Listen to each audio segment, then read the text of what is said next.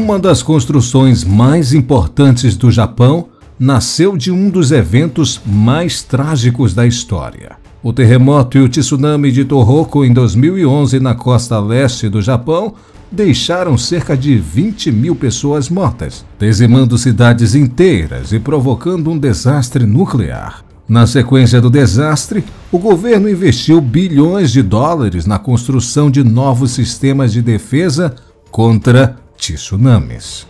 Agora, cerca de 400 quilômetros de altos muros de concreto estão ao longo da costa, projetados para enfraquecer as ondas fortes e dar às pessoas tempo para evacuar durante os possíveis próximos desastres. Mas a questão é: a que custo? Os paredões fazem parte da costa do Japão há muito tempo, e ao longo dos séculos, o país se destacou como líder mundial em engenharia costeira. Basta pegar a cidade de Taró. Sofreu 2 furacões devastadores em 1896 e 1933. Logo depois, tornou-se um exemplo global de sistemas de defesa costeira, construindo uma estrutura em forma de X, com 2,4 quilômetros de paredões de 10 metros de altura. Em outras partes do Japão, as cidades estavam incorporando elementos semelhantes de defesa costeira, incluindo códigos de construção resistentes a terremotos e rotas de evacuação de tsunamis. Mas em 11 de março de 2011 não foi suficiente. Os muros costeiros do Japão foram projetados para conter ondas de até 8 metros. Mas o terremoto de 2011 teve ondas que atingiram 12 a 15 metros de altura.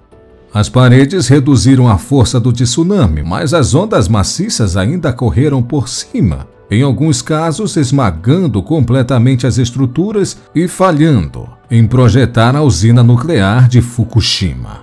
Realmente, antes disso, eles eram a nação mais bem preparada do mundo para um tsunami, mas o tsunami simples foi muito maior do que eles esperavam. E agora, resta aprender com os erros cometidos e fazer muros ainda maiores, mas que não falhem estruturalmente. Depois de 2011, o governo japonês reservou 12 bilhões de dólares para reparar e construir cerca de 400 quilômetros de paredões ao longo da costa nordeste. Essas novas estruturas são mais altas que as anteriores, chegando a 14,7 metros em algumas áreas, apoiadas em fundações com cerca de 25 metros de profundidade em alguns lugares. Eles são construídos com bases mais largas e paredes internas reforçadas, para absorver melhor o impacto das ondas e ajudar a evitar que eles desmoronem. Como parte da pesquisa do Dr. McGovern, ele construiu um enorme simulador de tsunami, que pode replicar ondas como as que atingiram o Japão em 2011. O que foi fundamental observado no experimento é que quando o tsunami se aproxima, ele se desenvolve de uma maneira que não reflete como vemos em filmes e séries, onde você tem uma imensa parede de água destruindo tudo. No caso do tsunami de 2011 no Japão, a água era mais como uma inundação que crescia gradualmente e acumulava força hidrostática, em vez de uma onda quebrando. Novas recomendações no Manual de Cenário de Desastres do Japão incluem o uso de membranas geotextas nos muros para tentar impedir o vazamento do material usado como preenchimento, alargar os montes de escombros do quebra-mar e interligar e reforçar blocos de concreto nos paredões. Mas a altura das paredes é a maior utilização e talvez sua maior desvantagem. Uma preocupação que os pesquisadores têm é que paredes marítimas super altas podem realmente piorar o impacto dos tsunamis, criando um bloqueio semelhante a uma barragem que pode liberar uma torrente ainda mais intensa a se quebrar. E para alguns moradores, eles são simplesmente uma ferida nos olhos.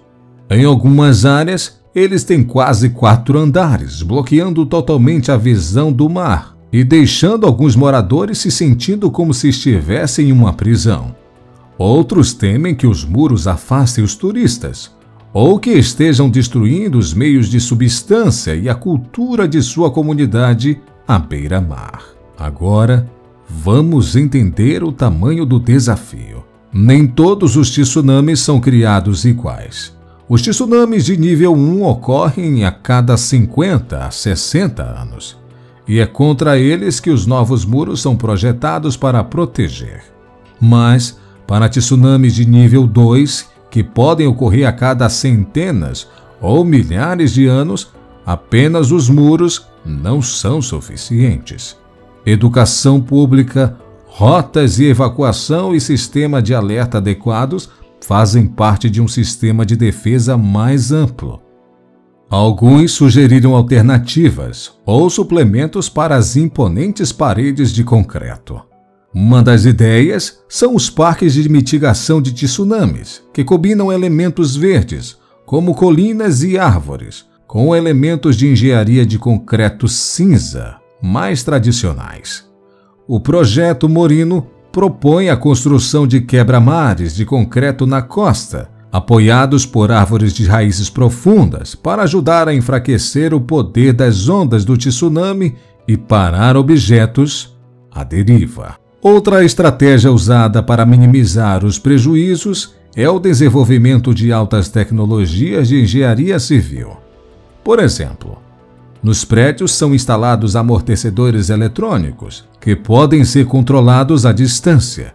Em prédios mais simples, são usados amortecedores de molas que funcionam de um jeito parecido à suspensão de veículos.